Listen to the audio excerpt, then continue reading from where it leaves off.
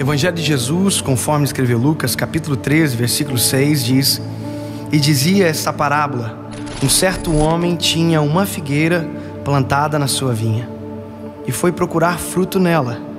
Não achando, disse ao vinhateiro: Eis que há 3 anos eu venho procurar fruto nessa figueira, e não acho. Corta, por que ela ainda ocupa a terra inutilmente? E respondendo ele, disse-lhe: Senhor, deixa este ano até que eu escave e a esterque, e se der fruto, ficará, e se não, manda cortar. Eu me lembro que quando eu era mais menino, algumas palavras que eu recebi na minha infância sobre aquilo que eu estou vivendo hoje, eu pensava que para aquilo que eu ouvi, eu tinha nascido na casa errada, eu tinha nascido no lar errado. A gente tem a impressão de que algumas coisas, para darem certo, precisam de uma indicação grandiosa, que precisam de um sobrenome. Aliás, até hoje comigo acontece muito. Dependendo do lugar aonde a gente vai, as pessoas perguntam: David Leonardo do quê? Eu digo: Martins. E ele diz: e quem é a família Martins? Porque as pessoas pensam que para tudo precisa ter um sobrenome forte atrás, uma história muito grande, alguém que corrobore aquilo que você está vivendo. Essa sensação de que nasceu no lugar errado para viver algo certo é rotineiro na cabeça de muita gente. Eu brinco dizendo que, se fosse escolher, eu queria ter nascido na casa do Silvio Santos. Já pensou que legal? Você acordar de manhã, mas vem pra cá, tomar um cafezinho com o pai. O que é que você quer hoje? R$1 milhão. Já pensou que legal? Mas não foi o que aconteceu. Eu sou de uma família normal, uma casa normal, uma história normal, de mais tantas outras histórias. Só que isso de pensar que nasceu no lugar errado para viver algo certo é a desculpa de muita gente para não frutificar naquilo que recebeu do Senhor. Quando eu leio essa parábola, eu consigo entender algo além daquilo que é a vertente teológica do ministério de Jesus durante 3 anos e todas as coisas que ele fez e não foi reconhecido dentro da sua casa. A Bíblia conta que tem uma figueira plantada dentro de uma vinha, ou seja, é uma árvore estranha no meio de todas as árvores certas, para o lugar certo. Porque não é uma plantação de figueira, é uma plantação de vinha, e no meio da vinha tem uma figueira plantada. E aí, quando eu fui estudar para entender melhor, eu coloquei no Google para como plantar uma figueira. Eu descobri que para plantar uma figueira você planta em qualquer lugar. Se você plantar uma figueira em qualquer lugar, ela vai nascer. Uma figueira não precisa de temperatura ideal, não precisa de solo ideal, vento ideal, ela nasce em qualquer lugar. Agora, uma vinha já é outra história. Para uma vinha ser plantado, ou uma videira, porque vinha é o complexo de videiras, você precisa de um solo perfeitamente controlado. A temperatura tem que ser perfeita, o vento tem que ser perfeito, porque ela é uma árvore extremamente sensível. Aí eu vejo uma plantação onde o solo foi perfeitamente trabalhado, a temperatura foi perfeitamente trabalhada, tudo extremamente correto para uma árvore que não precisa de tantos cuidados. E aí eu fiquei paralisado, porque eu queria entender. Uma vez eu estava no nordeste do Brasil, numa cidade onde todo o cultivo daquela cidade é cana-de-açúcar. E em todo lugar naquela cidade onde a gente passava tinha cana-de-açúcar plantada. Eu me lembro que nós estávamos numa rodovia indo de uma cidade para outra, e não havia acostamento, porque o acostamento tinha sido tomado pelo canavial. E eu disse para o pastor que me levava: pastor, isso é normal? Ele disse: é porque quem planta cana-de-açúcar não perde espaço de terra. Aonde tem terra tem uma cana plantada. Aí eu fico pensando, se alguém tem uma vinha, porque vive da vinha, então por que coloca algo dentro da vinha que não é para dar lucro? Durante muito tempo eu fiquei pensando exatamente isso. Mas uma coisa fez eu mudar de opinião. Primeiro, porque a figueira dentro da vinha não é um acidente. A figueira foi plantada na vinha. E para plantar exige mãos, exige cuidado. Então ela é uma figueira, mas ela é tratada de maneira diferente. E o que mais me emocionou quando eu descobri foi que você planta uma figueira em qualquer lugar, mas para ela dar fruto, ela precisa de uma temperatura ideal. Você pode plantar ela em qualquer lugar, mas ela só vai nascer se a temperatura for ideal. E sabe qual é a temperatura ideal para a figueira dar fruto? É exatamente a mesma da vinha, entre 14 e 30 graus. Ou seja, quando aquele dono da vinha planta a figueira ali, ele planta para ela dar fruto. Ela não planta a figueira ele não planta a figueira para dar sombra, ele não planta a figueira para ser enfeite. Ele planta a figueira porque ele acredita na figueira, ele quer frutos dela. E a prova que ele quer frutos é porque o dono da vinha fala para o viticultor: 3 anos que eu venho aqui procurar fruto nela e eu não acho.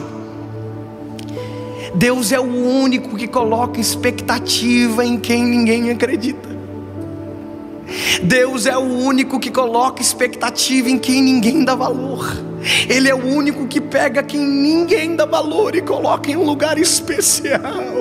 Ele é o único que cuida da temperatura, ele é o único que cuida do solo, ele é o único que cuida das estações só para cuidar de você.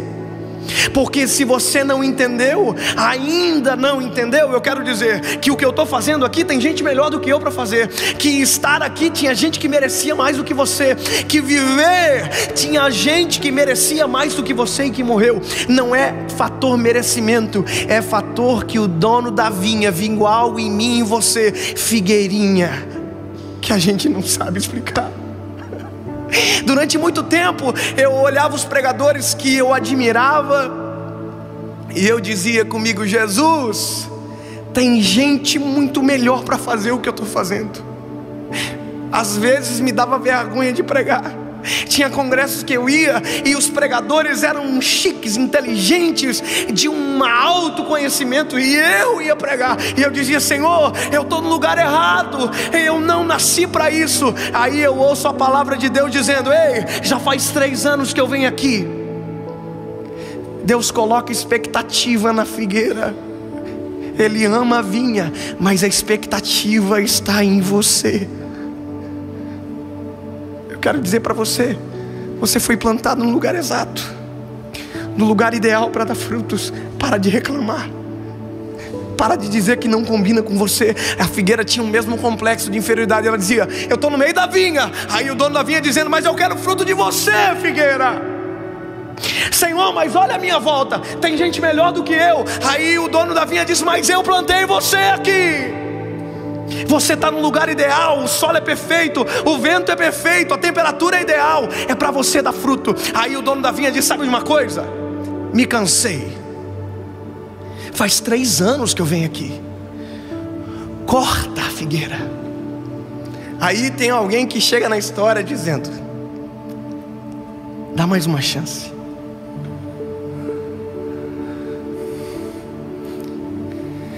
Alguém que se envolveu demais com a figueira para vê-la sendo cortada. Alguém que viu a figueirinha crescer. Alguém que cuidou do crescimento da figueirinha. Ele se envolveu demais. Ele tem um amor diferenciado pela figueirinha. Ele já viu a figueirinha chorar muitas vezes. Ele já viu a figueirinha reclamar, mas ele ama a figueira. Ele diz: dá mais uma chance para a figueira. Eu me comprometo que vou cavar em derredor, vou deitar esterco. Aí o dono da vinha podia ter dito: mas você já fez tudo isso? Aí o viticultor diria: eu faço de volta. Mas você já fez tudo isso? Ele dizia: mas eu faço de volta. Aí o dono da vinha dizia: mas eu que sou o dono. Ele diz: mas você deixou eu cuidando, então eu faço de volta. Eu me comprometo, minha responsabilidade. Dá mais um ano, dá mais uma chance. E se ela não der fruto, tudo bem. Mas se não, e se der, dá mais uma chance. Será que você não precisa de mais uma chance? Será que já não passou tempo demais de você plantado no lugar certo? Pastor, eu não sei se vai dar certo. Ei, se o Senhor te plantou na sua casa, você está no lugar ideal para começar a dar frutos. Se Deus plantou você aonde você estiver, você foi plantado para dar frutos. Eu me lembro que uma coisa aconteceu comigo no ano de 2016. Eu me lembro que eu estava pregando num congresso e uma menina me procurou no final do culto dizendo: pastor, eu acabei de aceitar a Jesus e eu queria tanto que a minha família ouvisse essa palavra. Eu olhei para ela e disse: filha, não vão ouvir porque amanhã é outra palavra. Mas eu entendi o que ela queria dizer. Eu disse: mas faz o seguinte, vai para a tua casa e seja essa palavra na sua casa. Em outros termos, seja frutífera aonde você está plantada. Sexta-feira, sábado à noite, ela aceitou a Jesus. Domingo de manhã, ela foi para frente para ser batizada no Espírito Santo. Eu pensei comigo: coitada, tá achando que é assim, chegou e o Espírito Santo já vai batizar. E o Espírito Santo achou que dava para batizar e batizou ela. Sábado ela estava de joelhos. Domingo de manhã ela estava pulando, falando em línguas. E domingo à noite eu fiz o apelo, como sempre faço. E quando eu terminei de fazer o apelo, a quem veio para frente foi orado e acabou o culto. Quando eu desço pela lateral do púlpito, eu olho aquela menina vindo no corredor. E se você é bom de saber o final do filme, você pode se alegrar, porque tinha 6 pessoas atrás dela.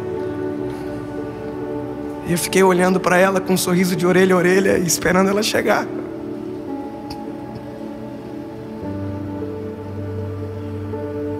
Ela era uma adolescente. E quando ela chegou, eu disse: oi, filha. Ela disse: paz do Senhor, pastor. Falei: oxe. Falei: quem são? Ela disse: minha família. Eu falei: vieram para quê? Ela disse: vieram para aceitar a Jesus como Salvador.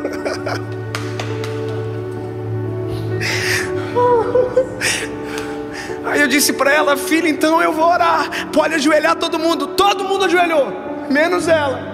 Ela ficou de pé, porque ela entendeu que o momento de ajoelhar foi sábado, de pular foi de manhã, mas agora estava na hora de dar fruto. A temperatura era ideal, o solo era ideal, e o dono da vinha deu legitimidade e colocou a expectativa: dá fruto, dá fruto, dá fruto. E aí eu estou começando a orar, e eu pego, coloco a mão na cabeça de um e eu vou começar a orar. E eu ouço a voz dela dizendo: Jesus,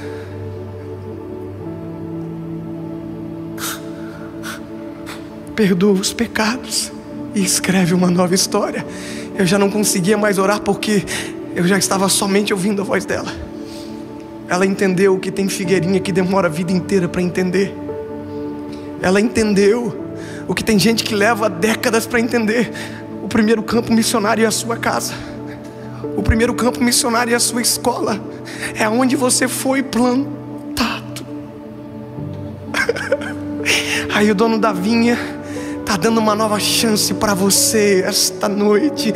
E eu quero dizer para você que está vendo esse vídeo, talvez o dono da vinha deu uma nova chance porque quem cuida de você pediu. O Espírito Santo de Deus vai cuidar de você nesse ano de 2018, e será o ano mais frutífero da sua história, e você nunca dará tantos frutos como vai dar nesse ano, e nunca tantas lágrimas de alegria correrão do seu rosto como esse ano, e você verá a sua casa servindo ao Senhor. Porque o dono da vinha não pode se decepcionar com a gente figueirinha. Tinha gente melhor para ele escolher, mas ele escolheu eu e você.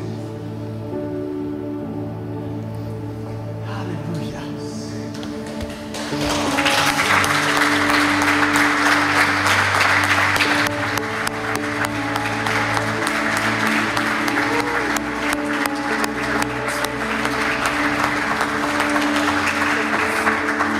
Amado Espírito Santo,